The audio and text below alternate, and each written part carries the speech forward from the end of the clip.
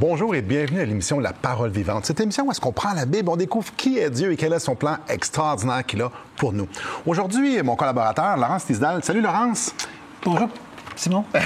J'allais dire pasteur, c'est bon? Je suis aussi pasteur. Écoute, Laurence, toi, tu es un créationniste. Tu as parti une association qui s'appelle l'Association Création et Science. Donc, tu es un passionné de ça. Tu es toi-même un scientifique.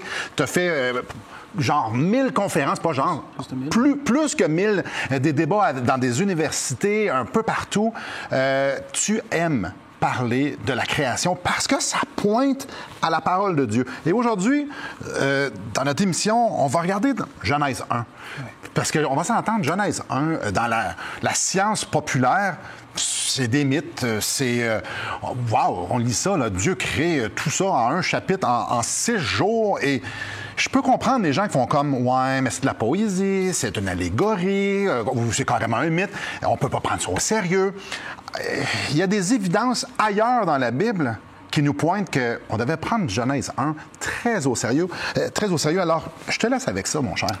Et c'est important de comprendre que la Bible de Dieu a une cohérence à travers les 66 livres qui ont été écrits sur un couple de milliers d'années. Donc, il y a une longue période de temps où est-ce qu'on voit que les choses, ça s'interprète lui-même. Donc, du côté théologique, je trouve qu'il n'y a aucune excuse pour moi de ne pas le prendre littéralement. Sur le côté scientifique, ça, c'est une autre question que moi, j'explique dans mon association. Je t'arrête juste un instant. Littéralement, c'est 6 jours avec des étapes bien précises en 6 jours. Donc, 6 jours de 24 heures. Littéral, c'est ça. On devrait peut-être exposer un peu, grosso modo, c'est quoi, qu'est-ce qui est présenté en Genèse sans le lire verset par verset. On pourra le lire nous-mêmes plus tard, vous-même plus tard. Mais au fond, qu'est-ce qu'on voit? C'est la création de l'univers. Donc, il commence ce chapitre avec, c'est comme un sommaire. Au commencement, Dieu créa les cieux et la terre. Un énoncé très scientifique en soi. Dieu est là. Au commencement, Dieu est là. Donc, il est avant le commencement. Il est en dehors du temps. Il est en dehors de la matière. Dieu n'est pas fait de matière. Il n'y a pas besoin d'un début. La matière a besoin d'un début, ce qui est un problème pour les évolutionnistes. Parce qu'un début, tu as besoin de mater, en latin, un mère. Tu as besoin d'un créateur. Le créateur n'a pas besoin d'un créateur. Il est le créateur. Il est là depuis tout. Donc, au commencement, Dieu est là au commencement. Il créa les cieux et la terre, c'est tout. C'est clairement pas une description chronologique, c'est une description de tout ce qui va suivre. C'est comme le titre du rouleau, parce que c'était fait dans les rouleaux. Et ensuite, il va décrire qu'est-ce qu'il a fait dans un ordre chronologique où c'est marqué un mot hébreu, vav, W-A-W, vav qui veut dire en français « et », une conjonction de coordination. Et Dieu a dit, et Dieu a fait, et Dieu créa. Et c'est tout des « et ». Donc, c'est chronologique, c'est pas quelque chose qu'on peut séparer et qu'on peut dire c'est des parallèles. C'est vraiment une journée après l'autre. Et Dieu le souligne en disant soir et matin. Ce que pour nous, on sait c'est quoi? C'est une rotation de la Terre. Oui, donc il va créer en 6 jours, dans un ordre très spécifique. Entre autres, les plantes sont le 3e jour, le soleil, 4e jour. Donc, ceux qui veulent que les jours soient des longues périodes de temps, ça marche pas. C'est parce que ce modèle-là, tu le crois ou tu le crois pas, mais le modèle, il faut qu'il soit pris à la lettre parce que Dieu va dire dans les 10 commandements, et les 10 commandements, c'est une partie de la Bible, tout le monde est au courant, les 10 commandements de Dieu, Moïse va en haut d'une montagne. Exode 20, ceux qui veulent les lire. Exode 20, Exode 11 et Exode 31, il va falloir qu'ils les redisent. Et donc là, mais c'est pas Moïse qui a écrit les 10 commandements. Et c'est super important, ça. La Bible dit que c'est la main de Dieu qui a écrit sur les tablettes. Parce que sinon, ce serait les 10 opinions de Moïse. Quelle importance. Mais ça, c'est le Créateur, en du temps, etc., qui écrit, qui rentre dans notre univers et qui écrit de sa main, voici qu'est-ce qui est bien, voici qu'est-ce qui est mal. Et dans ces commandements-là, il dit, en 6 jours, l'Éternel, donc il parle de lui-même, a créé les cieux, la terre, la mer et tout ce qui est contenu. C'est tout. Il n'existe plus rien d'autre dans notre univers. Je suis peut-être simpliste, j'ai peut-être une vision simpliste, mais Dieu, le Créateur, nous dit, alors qu'il l'écrit de son doigt, sur des tables de pierre, qu'il va remettre à Moïse, que Moïse va prendre, c'est écrit qu'il l'a fait en 6 jours. s'il voulait dire 6 périodes, si c'était un mythe, si c'était ça, mais pourquoi le créateur voudrait faire un mythe, une poésie? Il le répète. Il n'y a rien de poétique dans les 10 commandements. Tu ne tueras point. C'est pas vraiment un poème. Tu ne commettras pas d'adultère. Est-ce qu'on doit comprendre autre chose de ce qu'est-ce qui... Ben non, ça dit ce que ça dit. C'est ça. Et Genèse 1, c'est pas poétique non plus. C'est un narratif. On appelle ça un narratif. Il raconte l'histoire. Exactement. Il raconte l'histoire.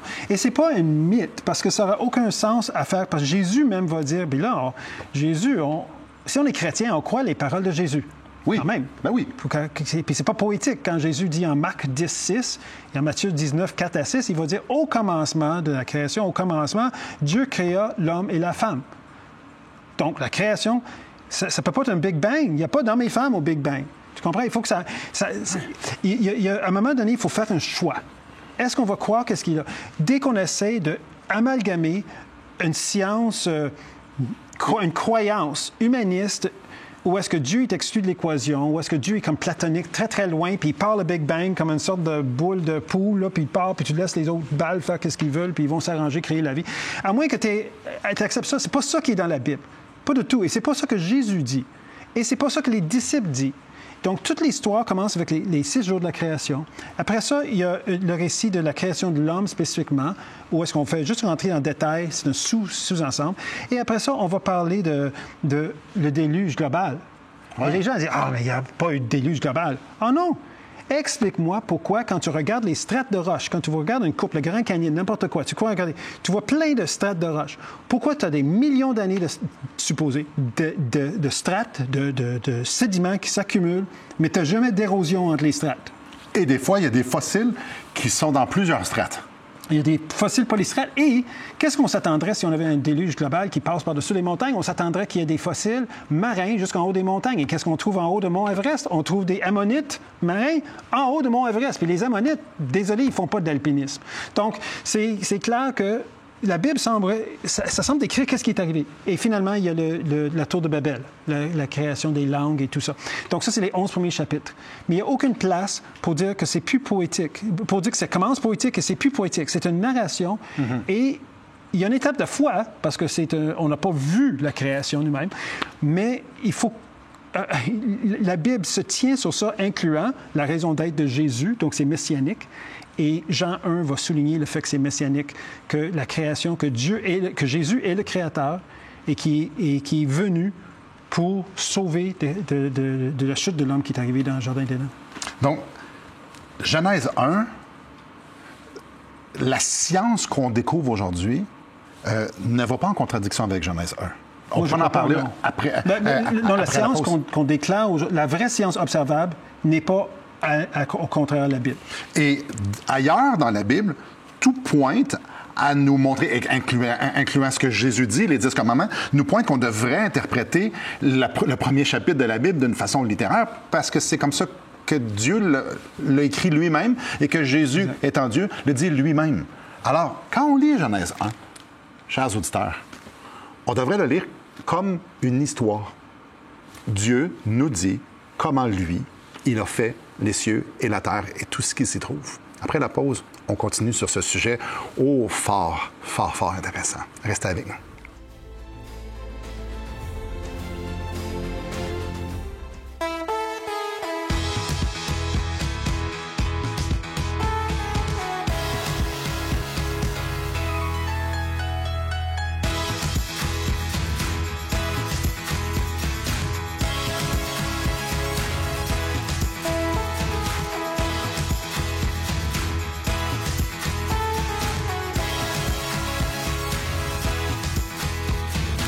Savoir plus, visitez radioespoir.ca. Rebonjour à vous.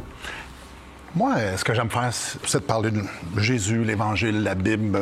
J'en fais, je dis à l'émission, que ce soit dans les rues, que ce soit je rencontre des gens, mais j'aime parler. Et je rencontre des gens qui sont athées, donc qui croient qu'il n'y a pas de Dieu, ou des agnostiques, et donc qui croient qu'un être supérieur peut-être, je sais pas trop. Ça résume beaucoup la pensée de nos contemporains, les gens d'aujourd'hui. Et la grande majorité du temps, je leur pose comme question, si je te prouve hors de tout doute que Dieu existe, avec toutes les preuves nécessaires scientifiques. Est-ce que tu voudrais y croire? Est-ce que tu vas y croire? Donc, hors de tout doute, je te le demande. 100% des gens me disent non. Les gens, il y a des gens qui s'entêtent à ne pas vouloir voir ce qui semble évident parce qu'ils sont complètement aveugles. Ils voient une chose qui n'est pas là parce qu'ils ne veulent pas voir une autre. Donc, il n'y a pas de Dieu. On vient de l'évolution parce qu'ils ne veulent pas voir Dieu puis ils ne veulent pas prendre la Bible d'une façon littérale. Puis là, je te dis ça. Hors d'onde, évidemment, c'est pas improvisé de ça là, mais il y a un passage qui parle de ça. Et j'aimerais ça en faire la lecture, puis après ça, j'aimerais t'écouter tes pensées sur comment la situation dans laquelle on est au Québec, en Occident, en 2025, et ce que le texte dit. Donc, c'est dans 2 Pierre, au chapitre 3, verset 3. « Sachez avant tout que dans les derniers jours, il viendra des moqueurs avec leur raillerie, et marchant selon leur propre convoitise, ils disent où est la promesse de son avènement, car depuis que les pères sont morts, tout demeure comme dès le commencement de la création. Ils veulent ignorer en effet que des cieux existaient autrefois par la parole de Dieu, ainsi qu'une terre tirée de l'eau et formée au moyen de l'eau, et que par ces choses, le monde d'alors périt, submergé par l'eau. » Ouais, c'est prophétisé. Donc, Pierre prophétise qu'il va y avoir des gens à un moment donné qui ne croiront pas à la création, qui ne croiront pas que Dieu a créé comme ça nous est dit dans Genèse 1. C'est intéressant de remarquer le contexte de Pierre. Pierre est un Juif. Oui. Il est en train de prêcher aux Juifs. Le premier message de Pierre en acte, après que le Saint-Esprit vient, il prêche le Christ crucifié, il prêche Jésus crucifié et ressuscité, je veux dire le Christ ressuscité. Il le prêche à partir du prophète Joël, le livre du prophète Joël, qui prédit aussi que dans les derniers jours viendra un mouvement de Dieu sur tout. Ça ne sera pas réservé juste au peuple juif, que l'Esprit sera répandu sur tout le monde, qui sera ouvert à lui. Bon, mais l'apôtre Paul, qui parlait aux Grecs, lui, il ne pouvait pas partir de Joël parce qu'il n'y avait aucun concept de la Bible. Ils avaient beaucoup de Dieu et ils avaient des concepts de beaucoup de Dieu, mais la chose qu'eux, ils avaient que nous, on n'a pas maintenant, ou qu'on a peu, c'est que même les Grecs avaient un concept de créateur. Oui. OK, donc, il a commencé, je vais vous présenter qui est le créateur. Mais il n'y a jamais eu de question. Y a-t-il vraiment eu un créateur? Ça, c'était pas vraiment dans le concept des gens. Et une des raisons pour ça, c'est parce que, Simon, Dieu nous a créés pour le découvrir. On est préprogrammés. Je vous montre pourquoi. Comment? On n'a pas besoin d'un cours universitaire. Si on est à côté d'une rivière, puis il y a des roches, puis on voit une tête de flèche indienne, faite par la même roche. Oui. OK? Mais on n'a pas besoin d'un cours pour savoir que cette tête de flèche a été faite avec intelligence et que les roches, c'est de l'érosion normale. Ou si on passe une montagne où est-ce qu'il y a une sculpture de face de 4 présidents, OK, par hasard. Oui, je connais une place où il y en a une, oui. Et on ne dira pas, les 4 faces sont arrivées par hasard. On sait que on est préprogrammé pour reconnaître Dieu dans la création. Et les évolutionnistes athées sont préprogrammés, donc il faut qu'ils fassent exprès.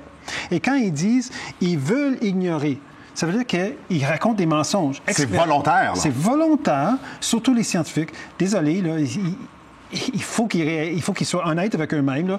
Là. Les données qu'ils ont, l'information qu'ils ont, est de loin supérieure à ce qui est nécessaire pour déclarer qu'il y a un créateur intelligent. Quel créateur, c'est une autre question. Mais qu'il y a un créateur, ça ne devrait jamais nier. Et par contre, Pierre dit, à la fin des temps, notre temps, ils veulent ignorer que les cieux existaient autrefois par la parole de Dieu, que Dieu a créé notre univers. Les cieux, c'est l'univers. Que Dieu a créé l'univers par sa parole. Dieu dit que la lumière soit, la lumière fut. OK? Donc, ils veulent ignorer ça. Mais eux, qu'est-ce qu'ils ont? Ah, on a le Big Bang. Ah oui? Qui est le Big Bang? Je ne sais pas. Il y a un mot pour ça. Singularité. Ah, on a besoin de singularité. C'est quoi une singularité? Ah, mais c'est arrivé une fois. Qu'est-ce que ça veut dire, ça? Ça veut dire que c'est un miracle. Parce que c'est arrivé une fois, tu ne peux pas l'analyser. Oui, c'est arrivé une fois. Donc, et ça, mais ça, attends un peu, Laurence. La singularité, ça veut dire qu'il faut y croire. Ah, c'est une croyance totale. Qui a vu le Big Bang? J'ai regardé sur YouTube, il n'y a pas de vidéo. Il n'y a pas de photo non plus. Non. Alors, c'est ça. C'est deux croyances qui se confrontent. OK? Et quand je regarde la parole de Dieu, où est-ce qu'on voit que chaque chose est créée d'après sa sorte, dans une suite très logique, sauf une chose. On aurait bien aimé que le soleil soit avant les plantes. Quand même, Okay? oui. J'aurais aimé. Mais Dieu est lumière. Il y avait une lumière, que ce soit une trou blanche, je ne sais pas c'était quoi, mais il y avait une lumière dans l'univers que les plantes n'avaient pas... et la Terre était créée après. Mais c'est important aussi parce que Dieu savait très bien que les gens allaient adorer le ciel, la lune, les étoiles, et il ne veut pas les mettre les premiers dans l'histoire. Ils sont là le quatrième pour une raison. Mais Dieu... L'explication est finalement... Ah oui, je vais finir ça. Parlons des étoiles dans un instant, parce qu'on parle de Dieu qui écrit avec sa parole. Oui. Quand on prend une photo, c'est scientifique, ça, c'est observable. On prend la photo du télescope James Webb, comme le Hubble, où est-ce qu'on regarde dans un espace qui est noir, un point noir où il n'y a rien. On met ça pendant une couple de semaines. Là, on voit des petites étoiles. C'est supposé être le début du temps. Je suis d'accord avec ça. Mais le début du temps, qu'est-ce qu'il voit? Des galaxies, des milliards d'étoiles complètement formées. Mais non, quand tu regardes en arrière, tu es supposé voir les étoiles qui se forment. Non, parce que le modèle Big Bang ne fonctionne pas. Ce qui fonctionne, c'est exactement ce qui est écrit ici. Et en Isaïe 45:12, où est-ce que Dieu dit « J'ai déployé les cieux, moi je l'ai fait, de mes mains j'ai fait, et j'ai fait l'homme. » Attends un petit peu, là. Je veux juste... tu l'as dit vite, c'est beaucoup d'informations. Toi, d'être habitué de la comprendre. Attends un petit peu. Donc, avec ces télescopes-là très puissants, il devrait voir quelque chose qui est en train de se former. Oui, de moins en moins de matière au début, puis des étoiles en train de naître. Mais ce qu'il découvre, il découvre. Donc, c'est déjà là. Oui, tout est Et il y a quelque chose de formé. C'est complet, c'est mature. Les galaxies sont toutes là. Il n'y a aucune évidence d'évolution dans les cieux, pas plus qu'il y a dans la biologie. Je ne suis pas sur le défensif. Dieu est créateur et il dit « Les cieux déclarent ma gloire ». Et il faut vraiment être... On veut il faut vouloir pas y croire. On est programmé pour l'accepter, pour le trouver. Dieu a fait tout son possible pour qu'on le découvre. Une des choses, un des arguments que les gens disent, ouais, mais la Bible, ça a été écrit par des hommes. Oui, et toutes les thèses scientifiques aussi. Alors, la grande majorité des gens ne sont pas des spécialistes dans chaque domaine de la science. Alors, ils mettent leur confiance dans d'autres scientifiques. Et moi, je fais comme, attends un petit peu, là. C'est pas bon pour moi que je mette ma confiance dans un livre qui est écrit sur 1500 ans par au-dessus de 40 auteurs et qui a un fil conducteur. Moi, c'est ridicule. Je suis naïf de croire ça. Mais toi, tu peux croire à la science alors que tu connais pas grand-chose ou tu es spécialiste dans une chose. Tu mets ta confiance dans toutes les autres choses. Il faut vouloir. Ils adorent Charles Darwin. Mais est-ce que vous savez dans quoi il avait son diplôme? Ouais. Son bac? Ben, vas-y. En théologie. Il n'y avait pas de diplôme en sciences, Charles Darwin. Wow! Savez-vous quoi? Chaque être humain vit sa vie selon ses croyances. Chaque être humain. Et la Bible nous dit que notre cœur, à un moment donné, l'être humain ne voudra pas croire à un créateur, ne voudra pas croire à ce que la Bible nous dit par rapport à la création. Ne trouvez-vous pas ça une coïncidence? Moi, j'appellerais ça une dieucidence. Non, c'est une prophétie. Dieu le dit, ça va arriver. Alors, ma question pour vous, c'est, est-ce que vous faites partie de ces personnes-là? Prenons la pause pour y penser et on revient après. Depuis maintenant 15 ans, nous avons l'immense privilège d'annoncer la bonne nouvelle de Jésus-Christ. Par la grâce de Dieu, nous avons fait plus de 500 émissions, distribué gratuitement des milliers de livres et que dire des centaines de personnes qui ont répondu par la foi à l'appel de Jésus. Aujourd'hui, nous aimerions inviter ceux qui ont reçu cette bonne nouvelle à faire équipe avec nous. Aimeriez-vous avoir un impact dans la francophonie pour l'Évangile? Joignez notre équipe en participant financièrement à la production de l'émission et en nous permettant de continuer à offrir de la littérature gratuitement à ceux qui sont ouverts à l'Évangile. Contactez-nous. Il nous fera plaisir de vous partager comment vos prières et vos dons peuvent faire la différence.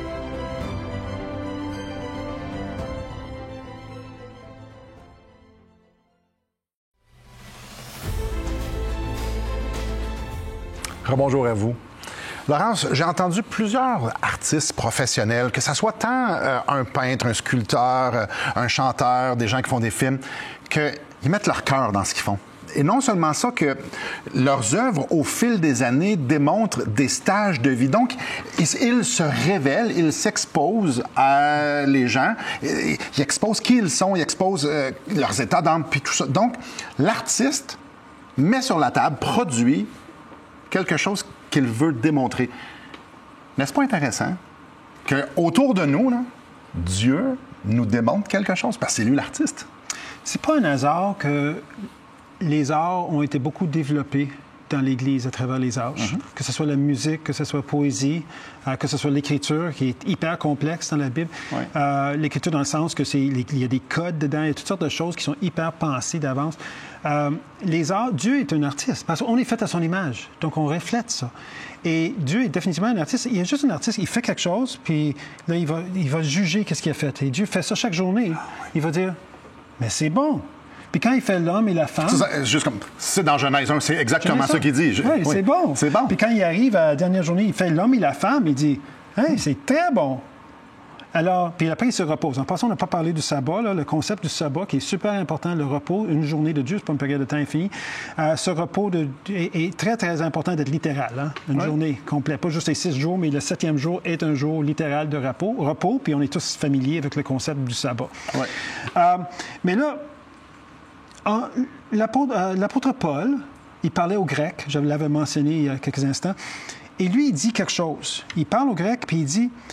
il parle aux Romains, aux chrétiens qui sont à Rome, qui sont en train de naturellement parler à leurs confrères qui croient dans toutes sortes de dieux et toutes sortes d'histoires mythologiques. Il dit, en effet, les perfections, Romains 1, versets 20 à 23, en effet, les perfections invisibles de Dieu, sa puissance éternelle et sa divinité. 3 choses. Il dit, la perfection invisible de Dieu, ça veut dire que Dieu est Dieu en dehors de la matière. Que Dieu est surnaturel. Sa puissance éternelle, ça veut dire qu'il est souverain. Et sa divinité, il est Dieu. Il est Dieu sur tous les aspects de nos vies, à tous les niveaux. Il dit « se voit comme à l'œil », il y en a qui traduisent à l'œil nu, ça veut dire qu'il faut être aveugle pour ne pas le voir. C'est là. C'est là, on peut voir. Donc, personne ne dit « Ah, on n'a jamais vu Dieu ». Attends, c'est pas ça que Paul dit. Les preuves, il est partout. Il y a des preuves de qui il est comme partout. L'artiste qui signe sa création, sa toile. Il dit, depuis la création du monde. Encore une place où il faut absolument croire à la création telle qu'il est écrit, là. Depuis la création du monde, quand on les considère où? Dans... Ses ouvrages. Ses ouvrages, juste comme le pain. Et là, il dit, parce qu'on est préprogrammé pour faire ça, il dit, ils sont donc inexcusables. Ben non. Ils sont donc inexcusables puisqu'ils ont connu Dieu. Ils ne l'ont point glorifié comme Dieu, ils ne lui ont point rendu grâce, mais se sont égarés où? Le combat est ici. Le combat est ici. Qu'est-ce qui est visible? Moi, j'amène des fossiles. Je peux démontrer la création sans problème. Mais le combat est ici. C'est un paradigme de pensée et c'est une confusion que moi, je crois, et c'est un combat spirituel que les gens vivent. Et c'est un changement de paradigme qui prend du temps. Quand je suis en train de parler à des gens sur la création, ça prend du temps avant qu'ils puissent vraiment absorber qu'il y a un créateur et que ce créateur est un créateur d'amour, qui a fait une création, pas pour qu'on souffre, mais pour qu'on soit dans la plénitude. La vie était faite pour la vie et la plénitude féconde. C'était pas une question de souffrance, survie du plus fort. Je tue mes ancêtres pour aller plus loin comme l'évolution. C'est une histoire d'amour, de victoire, de vie abondante avec Jésus et de vie éternelle. Oui. N'est-ce pas exceptionnel? Nous, on veut comprendre tout comment ça s'est passé. Et c'est bon. Et notre point de départ, c'est, bien, je pense que je l'ai trouvé. Non, je pense que c'est plus ça. Je pense. Et pourtant, Dieu nous dit, « Hey, regardez autour de vous, là. Je suis là, c'est évident. » Et tellement, Jésus, il dit, « C'est moi le Créateur. Je suis là. » On l'a crucifié. Non, moi, je pense que c'est pas ça. Moi, je pense pas ça. Depuis toujours, l'être humain dit, non, moi, je pense que on veut tasser Dieu. Alors, si c'est ce matin, cet après-midi, ce soir, ou peu importe ce que vous êtes, c'est votre tentation de faire comme, non, c'est normal. Notre nature s'en va là. Ça a été prophétisé que c'était pour arriver. Mais on n'est pas excusable. Parce que partout dans la création, et Jésus-Christ le démontre, le dit, Dieu est bon. Dieu est le Créateur, puis il veut une relation avec nous. Après la pause, on va terminer l'émission en réfléchissant des implications dans nos vies. Restez avec nous.